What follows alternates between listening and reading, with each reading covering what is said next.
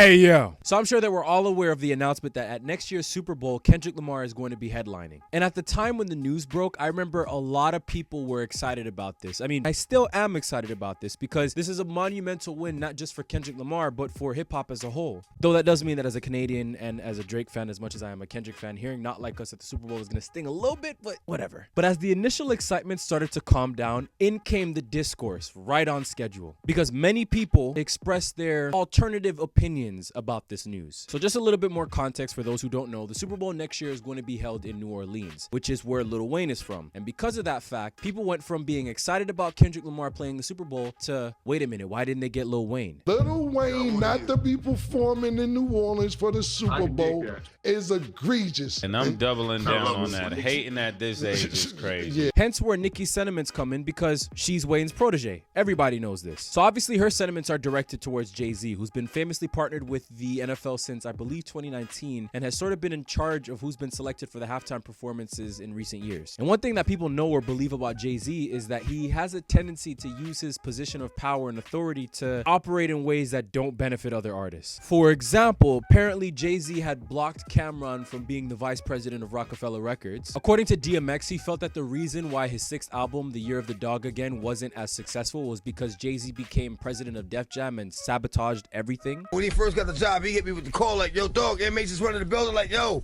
you good. Finish the album, shoot the video. How do you listen to a whole album, pick a single, shoot a video, then don't know? Okay, I see what's really good. You're trying to eliminate the competition. The first you retire, you know, then get me off the label.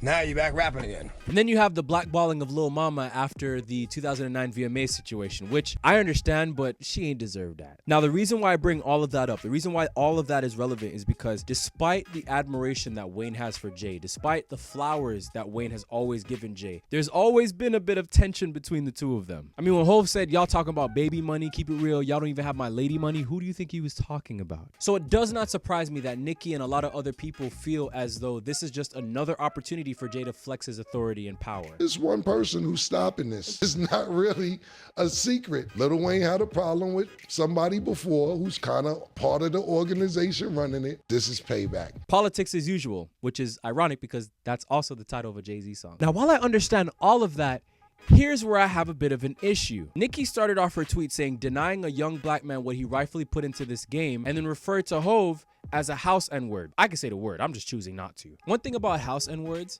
some of them will perpetuate a divide amongst the people. And by you calling Jay-Z a house N-word, you are insinuating that he is perpetuating some kind of divide between himself and the Young Money Cash Money crew. But here's the problem with that, Nick.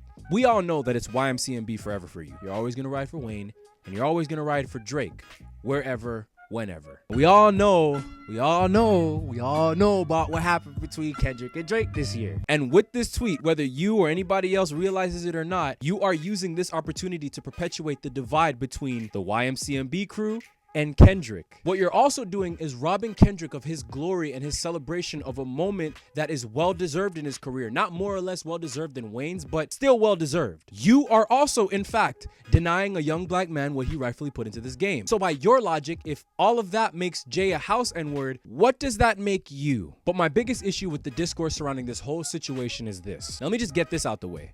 Lil Wayne definitely deserves to perform at the Super Bowl. He has the catalog, he has the hits, he has the guest list to pull off a Super Bowl halftime show. But the main reason why people are mad about Lil Wayne not being selected is because the Super Bowl next year is going to be held in his home state of Louisiana. I need you guys to walk with me for a second because this point that I'm about to make is not one that a lot of people are thinking about. When Michael Jackson performed at the Super Bowl halftime show in 1993, was the Super Bowl held in Indiana? When Prince performed at the Super Bowl halftime show in 2007, was the Super Bowl held in Minnesota? Rihanna performed at the Super Bowl halftime show.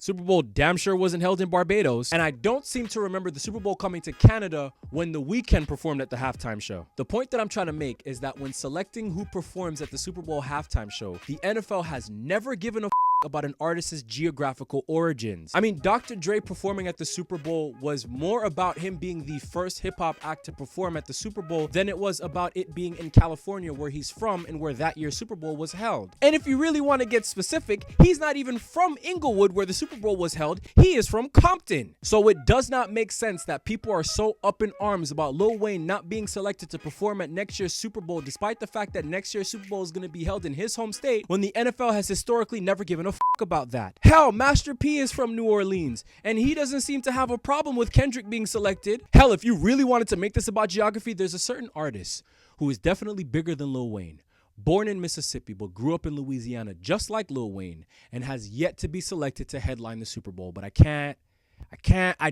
who could that be? It's more than likely that Kendrick was selected because he met a certain criteria that also applied to past Super Bowl headliners. Hell, Lil Wayne would probably meet that same criteria. But the difference is, and we all saw it in real time, Kendrick was on a historic run this year due to the beef with Drake. But still, if he drops his album later on this year, then the Super Bowl performance is going to be a culmination of all the work that he's put in, the success of his album, and the awards that he's definitely going to win because of Not Like Us. But if the album drops next year, then the Super Bowl performance will also be momentum going into the album. And you know what?